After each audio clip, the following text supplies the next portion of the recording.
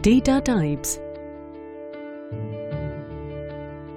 The students would be able to understand the concept of data types.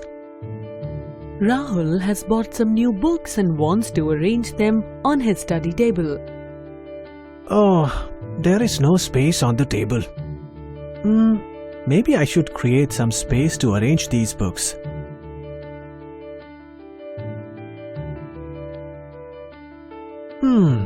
Finally I have arranged them. Similarly, to store any value in the computer, we need some memory space. In programming, variables are declared and assigned some memory space according to the specified data types to store the value. The data type states the way the values of that type are stored and the range for that type. The memory allotted to the variable depends on the data type.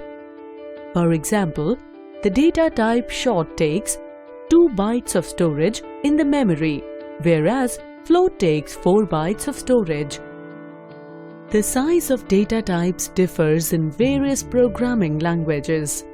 For example, the data type int in C++ language takes 2 bytes of storage, whereas the data type int in Java takes 4 bytes of storage in the memory. Let us learn some commonly used data types such as numeric data types, floating data types, character data types. Numeric data types are used to store the integer values only, that is, whole numbers only. Some commonly used numeric data types are byte, short, int, and long. The data type byte is not supported by C++. The floating data types are used to store numbers having decimal points, that is, they can store numbers having fractional values. The float and double data types are floating data types used for storing fractional values. The character data types are used to store the characters. A character value is represented in single quotes, whereas the string values containing more than one character are represented into double quotes. The data type char is used to declare a variable to store a single character value. The data type string is not supported by C++. Students, today we will learn programming fundamentals. Let us observe this form and try to analyze the problem. Here you can see we are accepting the number of red balls, blue balls and green balls in 3 separate text fields, and by simply clicking the button we are calculating the total number of balls. We can write single-line code for this simple application. Since we are having 3 different colored balls, so we have written separate code to accept values from the 3 different text fields. Now imagine a situation where we have to calculate the total of 20 different colored balls. Now it has become very cumbersome. Therefore, to avoid such cumbersome code, we need to use some container which can store the values entered by the user in the different text fields. What these containers are called in Java programming? Well, these are called variables. Variables are temporarily data holders or containers. Each variable must have a name, a data type, and a value of the specific type. Each variable must be declared before it can be used. The data type should be decided depending upon the type of the value a variable has to store. Every variable is mapped to unique memory address. Suppose we have 3 variables V1, V2 and V3. They may be assigned memory addresses 2051, 2052 and 2053 respectively. Remember, these memory locations are not their values.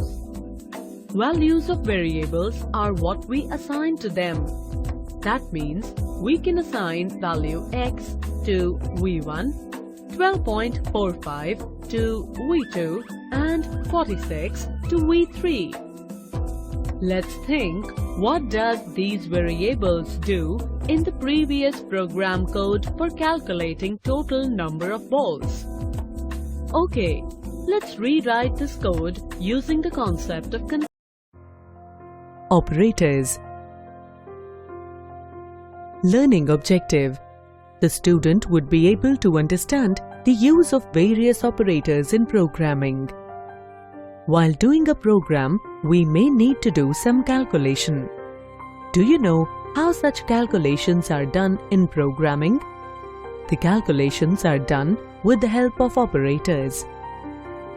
Operators are special symbols to perform specific tasks on operands. Types of operators. Arithmetic operators are used to perform arithmetic operations, such as addition, subtraction, and multiplication. The arithmetic operators are of two types: unary operators and binary operators. Unary operators perform the operation of single operand. Unary plus operators indicate the positive value of an operand. Unary minus operators indicate the negative value of an operand. The unary increment operator is used to increment the value of an operand by 1. The unary decrement operator is used to decrement the value of an operand by 1. Binary operators perform the operation of more than one operand. For example, plus operator adds two numbers, whereas modulus gives the remainder. The logical operators are used to evaluate multiple conditions together as a single expression. For example, the AND operator is used to validate that both the conditions should be true. Only then A will be the largest variable. The relational operators are used to compare two values and determine the relationship between them. For example, the is equal to operator will return true if the two values are equal. A bitwise operator operates on one or more bit patterns or binary numerals at the level of their individual bits. The assignment operator is used to update the value of a variable. For example, the code A is equal to 10 will copy the value 10 into variable A. The assignment operator is used in various forms. The conditional operator operates on the three operands. Therefore, it is also called the ternary operator. If the test condition results true, it will execute the expression 1, which is written after question mark, otherwise the expression written after colon will be executed. The conditional operators are used as an alternative to an if-else statement. The operators help in evaluating the result of an expression in a program.